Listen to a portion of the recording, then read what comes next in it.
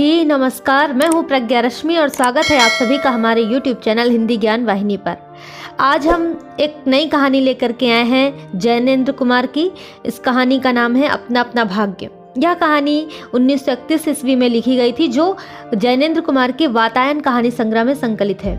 यह कहानी संवाद शैली में लिखी गई है, जिसमें एक गरीब बच्चा है जो सर्दी में ठिठुर ठिठुर कर मर जाता है, और केवल इस वजह से क्योंकि जो अमीर लोग रहते हैं उनकी संवेदनहीनता उस पर हावी हो जाती है। अगर उन अमीर व्यक्तियों ने उस गरीब बच्चे को थोड़ी सी भी दया, थोड़ी सी भी सहानुभूति उसके प्रति दिखाई होती, तो वह बालक एक अच्छा व्यक्तित्व जरूर बनता, एक अच्छा व्यक्ति बनता। तो मनुष्य की स्वार्थपरता का इसमें जो चित्रण मार्मिक ढंग से किया है जैनेंद्र कुमार जी ने, वह निश्चय ही मन को झकझोर कर रख देता है। तो आइए सुनते हैं आज की कहानी अपना अपना भाग्य। अगर आप और भी कहानियाँ सुनना चाहते हैं तो हमारे चैनल में मुंशी प्रेमचंद की लगभग 140 कहानियाँ अपलोडेड हैं। आप वहाँ पर जाकर के प्लेलिस्ट में सारी कहानियाँ सुन सकते हैं। आज की कहानी सुनते हैं अपना अपना भाग्य। बहुत कुछ निरुद्देश्य घूम चुकने पर हम सड़क के किनारे की एक बेंच पर बैठ गए। नैनीताल की संध्या धीरे धीरे उतर रही थी। रुई के रेशे से भाप से बादल हमारे सिरों को छू छू कर बेरोक टोक घूम रहे थे। हल्के प्रकाश और अंधियारी से रंग कर कभी वे नीले दिखते, कभी सफेद, और फिर देर में अरुण पड़ जाते। वे जैसे हमारे साथ खेलना चाह रहे थे। पीछे हमारे पोलो वाला मैदान फैला था। सामने अंग्रेजों का एक प्रमोद गृह था, जहां सुहावना रसीला बाजा बज रहा था, और पार्श्व में था वही सुरम्य अनुपम नैनीताल। ताल में किश्तियां अपने सफेद पाल उड़ाती हुई एक दो अंग्रेज यात्रियों को लेकर इधर से उधर और उधर से इधर खेल रही थी। कहीं कुछ अंग्रेज एक देवी सामने प्रतिस्थापित कर अपनी सुई सी शक्ल की डोंगियों को मानो शर्त बांधकर सरपट दौड़ा रहे थे। कहीं किनारे पर कुछ साहब अपनी बंसी डाले सधैर्य, एकाग्र, एकस्थ, एकनिष्ठ मछली चिंतन कर रहे थे। पीछे पोलो लान में बच्चे किलकारियां मारते हुए हॉकी खेल रहे थे। शोर, मारपीट, गाली गलौच भी जैसे एक खेल का ही अंश था। इस तमाम खेल को उतने क्षणों का उद्देश्य बना वे बालक अपना सारा मन, सारी देह, समग्र बल और समूची विधा लगाकर मानो खत्म कर देना चाहते थे। उन्हें आगे की चिंता न थी, बीते का ख्याल न था। वे शुद्ध तत्काल के प्राणी थे। वे शब्द की संपूर्ण सच्चाई के साथ जीवित थे। सड़क पर से नर नारियों का अविरल प्रवाह आ रहा था और जा रहा था। उसका न ओर था न छोर। यह प्रवाह कहाँ जा रहा था और कहाँ से आ रहा था, कौन बता सकता है। सब उम्र के, सब तरह के लोग उसमें थे। मानो मनुष्यता के नमूनों का बाजार सज कर सामने से इठलाता निकला चला जा रहा हो। अधिकार गर्व में तने अंग्रेज उसमें थे, और चिथड़ों से सजे घोड़ों की बाग थामे वे पहाड़ी उसमें थे, जिन्होंने अपनी प्रतिष्ठा और सम्मान को कुचलकर शून्य बना लिया है, और जो बड़ी तत्परता से दुम हिलाना सीख गए हैं। भागते, खेलते, हंसते, शरारत करते लाल लाल अंग्रेज बच्चे थे, और पीली पीली आंखें फाड़े पिता की उंगली पकड़कर चलते हुए अपने हिंदुस्तानी नौनिहाल भी थे। अंग्रेज पिता थे जो अपने बच्चों के साथ भाग रहे थे, हंस रहे थे और खेल रहे थे। उधर भारतीय पितृदेव भी थे, जो बुजुर्गों को अपने चारों तरफ लपेटे धन संपन्नता के लक्षणों का प्रदर्शन करते हुए चल रहे थे। अंग्रेज रमणियां थी जो धीरे धीरे नहीं चलती थी, तेज चलती थी। उन्हें न चलने में थकावट आती थी, न हंसने में मौत आती थी। कसरत के नाम पर घोड़े पर भी बैठ सकती थी, और घोड़े के साथ ही साथ जरा जी होते ही किसी किसी हिंदुस्तानी पर घोड़े की फटकार कर सकती थी। वे दो दो, तीन तीन, चार चार की टोलियों में निशंक, निरापद इस प्रवाह में मानो अपने स्थान को जानती हुई सड़क पर चली जा रही थी। उधर हमारी भारत की कुल लक्ष्मी सड़क के बिल्कुल किनारे दामन बचाती और संभालती हुई साड़ी की कई तहों में सिमट सिमट कर लोक लाज, स्त्रीत्व और भारतीय गरिमा के आदर्श को अपने पर वेस्टनों में छिपाकर सहमी सहमी धरती में आंख गाड़े कदम कदम सनह सनह बढ़ रही थी। इसके साथ ही भारतीयता का एक और नमूना था। अपने कालेपन को खुरच कर बहा देने की इच्छा करने वाला अंग्रेजी ना पुरुषोत्तम भी थे, जो नेटिवों को देखकर मुंह फेर लेते थे और अंग्रेज को देखकर आंखें बिछा देते थे। और दुमिलाने लगते थे। वैसे ही अकड़कर चलते थे मानो भारत भूमि को इसी अकड़ के साथ कुचल कुचल कर चलने का उन्हें अधिकार मिला है। घंटे के घंटे सरक गए, अंधकार गाढ़ा हो गया, बादल सफेद होकर जम गए, मनुष्यों का वह तांता एक एक कर क्षीण हो गया। अब इक्का दुक्का आदमी सड़क पर छतरी लगाकर निकल रहा था। हम वहीं के वहीं बैठे थे। कुछ सर्दी सी मालूम हुई और हमारे ओवरकोट भी भीग गए थे। पीछे फिर कर देखा, यह लाल बर्फ की चादर की तरह बिल्कुल स्तब्ध और सुन्न पड़ा था। सब सन्नाटा था। तल्ली ताल की बिजली की रोशनियां दीप मालिका सी जगमगा रही थी। वह जगमगाहट 2 मील तक फैले हुए प्रकृति के जल दर्पण पर प्रतिबिंबित हो रही थी और दर्पण का कांपता हुआ, लहरें लेता हुआ वह जल प्रतिबिंबों को 100 गुना, 1000 गुना करके उनके प्रकाश को मानो एकत्र और पूंजीभूत करके व्याप्त कर रहा था। पहाड़ों के सिर पर रोशनाइयां तारों की सी जान पड़ती थीं। हमारे देखते देखते एक घने पर्दे ने आकर इन सब को ढक दिया। रोशनियां मानो मर गईं, जगमगाहट लुप्त हो गई। वे काले काले भूत से पहाड़ भी इस सफेद पर्दे के पीछे छिप गए। पास की वस्तु भी न दिखने लगी, मानो यह घनी भूत प्रलय था। सब कुछ इस घनी गहरी सफेदी में दब गया। एक शुभ्र महासागर ने फैलकर संस्कृति के सारे अस्तित्व को डुबो दिया। ऊपर नीचे चारों तरफ वह निर्भेद्य सफेद शून्यता ही फैली हुई थी। ऐसा घना कोहरा हमने कभी न देखा था। वह टप टप टपक रहा था।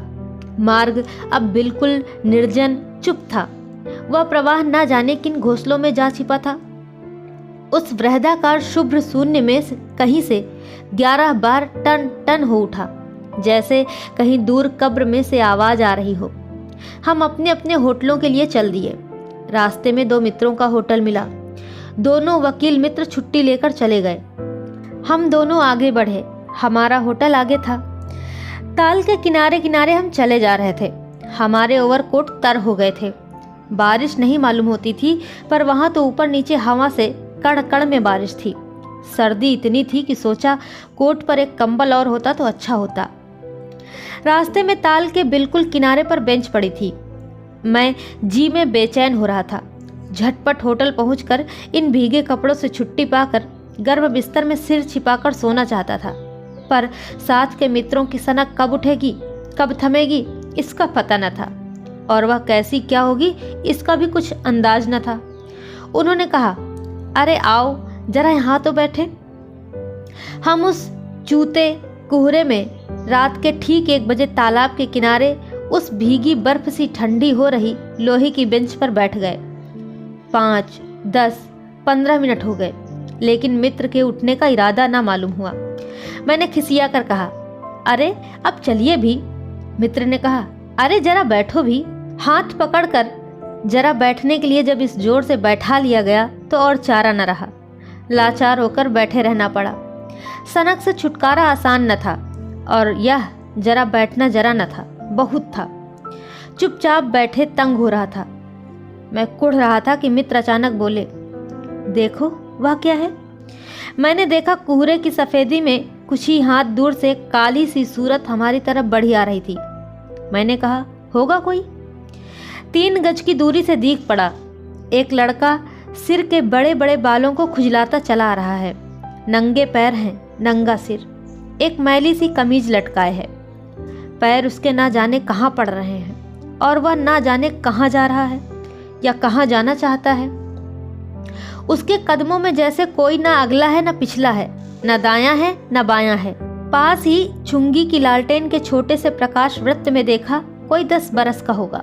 गोरे रंग का है, पर मैल से काला पड़ गया है। आंखें अच्छी बड़ी पर रूखी हैं। माथा जैसे अभी से झुर्रियां खा गया है। वह हमें न देख पाया। वह जैसे कुछ भी नहीं देख रहा था। न नीचे की धरती, न ऊपर, चारों तरफ फैला हुआ कोहरा, न सामने का तालाब और न बाकी दुनिया। वह बस अपने विकट वर्तमान को देख रहा था। मित्र ने आवाज दी, ए! उसने जैसे जाग कर देखा और पास आ गया। फिर मैंने पूछा, तू कहाँ जा रहा है? उसने अपनी सूनी आंखें फाड़ दी। मेरे मित्र ने पूछा, दुनिया सो गई, तू ही क्यों घूम रहा है? बालक मौन मूक फिर भी बोलता हुआ चेहरा लेकर खड़ा रहा। मित्र ने पूछा, कहाँ सोएगा? लड़के ने कहा, यहीं कहीं। मैंने पूछा, कल कहाँ सोया था? लड़के ने कहा, दुकान पर। मैंने फिर पूछा, आज वहां क्यों नहीं? लड़के ने कहा, नौकरी से हटा दिया। मित्र ने पूछा, क्या नौकरी थी? उसने कहा, सब काम, उसके बदले 1 रुपया और जूठा खाना। मैंने पूछा, फिर नौकरी करेगा? लड़के ने कहा, हाँ। मित्र ने पूछा, बाहर चलेगा? लड़के ने कहा, हाँ। मैंने पूछा, आज क्या खाना खाया? लड़के ने कहा, कुछ नहीं। मित्र ने पूछा, अब खाना मिलेगा? लड़के ने कहा, नहीं मिलेगा। मैंने पूछा, यूं ही सो जाएगा? लड़के ने कहा, हाँ। मैंने कहा, कहाँ? लड़के ने फिर कहा, यही कहीं। मैंने फिर पूछा, इन्हीं कपड़ों में? बालक फिर आंखों से बोलकर मूक खड़ा रहा। आंखें मानो बोलती थी, यह भी कैसा मूर्ख प्रश्न है। मेरे मित्र ने पूछा, माँ बाप हैं? लड़के ने कहा, हाँ हैं। मैंने कहा, कहाँ? लड़के ने कहा, 15 कोस दूर गांव में। मैंने पूछा, तू भाग आया? लड़के ने कहा, हाँ। मैंने पूछा, क्यों? मेरे कई छोटे भाई बहन हैं, सो भाग आया। वहां काम नहीं, रोटी नहीं, बाप भूखा रहता था और मारता था, माँ भूखी रहती थी और रोती थी, इसलिए भाग आया। एक साथी और था, उसी गांव का, मुझसे बड़ा था। दोनों साथ यहाँ आए, लेकिन अब वह नहीं है। मैंने पूछा, कहाँ गया? लड़के ने कहा, मर गया। मैंने पूछा, मर गया? लड़के ने कहा, हाँ मर गया। मैंने पूछा, कैसे? लड़के ने कहा, साहब ने मारा और मर गया। मैंने कहा, अच्छा, हमारे साथ चल। लड़का साथ चल दिया। लौटकर हम वकील दोस्तों के होटल में पहुंचे। वकील साहब, वकील साहब। वकील लोग होटल के ऊपर के कमरे से उतर कर आए। कश्मीरी दोशाला लपेटे थे, मोजे चढ़े, पैरों में चप्पल थी, स्वर में हल्की सी झुंझलाहट थी, कुछ लापरवाही भी थी। फिर बोले, आहा, फिर आप कहिए, कैसे आना हुआ? मैंने कहा, आपको नौकर की जरूरत थी ना, देखिए ये लड़का है। वकील साहब ने कहा, कहाँ से ले आए? इसे आप जानते हैं? मैंने कहा, जानता हूं, यह बेईमान नहीं हो सकता। वकील साहब ने कहा, अजी ये पहाड़ी बड़े शैतान होते हैं, बच्चे बच्चे में गुल छिपे रहते हैं। आप भी क्या अजीब हैं, उठाए लाए कहीं से। लो जी, ये नौकर ले लो। मैंने कहा, अरे मेरी बात तो मानिए, ये लड़का अच्छा निकलेगा। वकील साहब ने कहा, आप भी? जी बस खूब है, अरे गहरे को नौकर बना लिया जाए, अगले दिन वह न जाने क्या क्या लेकर चंपत हो जाए। मैंने कहा, आप मानते ही नहीं, मैं क्या करूं? वकील साहब ने कहा, माने क्या, खाक। आप भी अच्छा मजाक करते हैं। अच्छा, अब हम सोने जाते हैं। और वे 4 रुपए रोज के किराए वाले कमरे में सजी मसहरी पर सोने झटपट चले गए। वकील साहब के चले जाने पर होटल के बाहर आकर मित्र ने अपनी जेब में हाथ डालकर कुछ टटोला, पर झट कुछ निराश भाव से हाथ बाहर कर मेरी ओर देखने लगे। मैंने पूछा, क्या है? मित्र ने कहा, इसे खाने के लिए कुछ देना चाहता था। अंग्रेजी में मित्र ने कहा, मगर 10-10 के नोट हैं। मैंने कहा, नोट ही शायद मेरे पास हैं, देखूं? सचमुच मेरे पॉकेट में भी नोट ही थे। हम फिर अंग्रेजी में बोलने लगे। लड़के के दांत बीच बीच में कटकटा उठते थे, कड़ाके की सर्दी थी। मित्र ने पूछा, फिर अब क्या करें? मैंने कहा, 10 का ही नोट दे दो। सकपकाकर मित्र मेरा मुंह देखने लगे। अरे यार, बजट बिगड़ जाएगा, हृदय में जितनी दया है पास में उतने पैसे तो नहीं है ना। मैंने कहा, तो फिर जाने दो, यह दया ही इस जमाने में बहुत है। मेरी बात सुनकर मित्र चुप रहे, जैसे कुछ सोचते रहे। फिर लड़के से बोले, अब आज तो कुछ नहीं हो सकता, कल मिलना। वह होटल डी पब जानता है ना, वही कल 10 बजे मिलेगा। लड़के ने कहा, हाँ ठीक है, कुछ काम देंगे हुजूर? मित्र ने कहा, हाँ हाँ ढूंढ दूंगा। लड़के ने कहा, तो जाऊं? हाँ। ठंडी सांस खींचकर मित्र ने कहा, कहाँ सोएगा? लड़के ने कहा, यही कहीं बेंच पर, पेड़ के नीचे या फिर किसी दुकान की भट्ठी में। बालक फिर उसी प्रेत गति से एक और बढ़ा और कोहरे में मिल गया। हम भी होटल की ओर बढ़े। हवा तीखी थी, हमारे कोटों को पार कर बदन में तीर सी लगती थी। सिकुड़ते हुए मित्र ने कहा, भयानक शीत है, उसके पास बहुत कम कपड़े। उसकी बात को रोकते हुए मैंने कहा, ये संसार है यार। मैंने स्वार्थ की फिलॉसफी सुनाई। चलो पहले बिस्तर में गर्म हो लो, फिर किसी और की चिंता करना। उदास होकर मित्र ने कहा, स्वार्थ या जो कहो, लाचारी कहो, निष्ठुरता कहो या बेहयाई। दूसरे दिन नैनीताल स्वर्ग के किसी काले गुलाम पशु के दुलारे का वह बेटा, वह बालक निश्चित समय पर हमारे होटल डीप पब में नहीं आया। हम अपनी नैनीताल की सैर खुशी खुशी खत्म कर चलने को हुए। उस लड़के की आस लगाते बैठे रहने की जरूरत हमने न समझी। मोटर में सवार होते ही थे कि यह समाचार मिला कि पिछली रात एक पहाड़ी बालक सड़क के किनारे पेड़ के नीचे ठिठुर कर मर गया। मरने के लिए उसे वही जगह, वही 10 बरस की उम्र और वही काले चिथड़ों की कमीज मिली। आदमियों की दुनिया ने बस यही उपहार उसके पास छोड़ा था।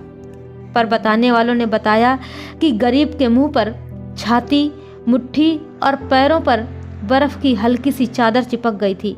मानो दुनिया की बेहयाई ढकने के लिए प्रकृति ने शव के लिए सफेद और ठंडे कफन का प्रबंध कर दिया था। मैंने सब कुछ सुना और सोचा, फिर मेरे मुंह से निकला, अपना अपना भाग्य। तो यह मार्मिक कहानी यहीं पर समाप्त होती है। आशा करते हैं आपको जरूर अच्छी लगी होगी। ऐसी ही बेहतरीन कहानियों को सुनने के लिए आप हमारे चैनल के साथ जुड़े रहिए। अभी तक आपने हमारे चैनल को सब्सक्राइब नहीं किया है तो कृपया हमारे चैनल को लाइक, शेयर और सब्सक्राइब जरूर कर लें। बेल आइकन को प्रेस करना बिल्कुल ना भूलें, जिससे कि आपको बेहतरीन कहानियाँ समय पर और सबसे पहले मिल सकें। बहुत बहुत धन्यवाद। नमस्कार।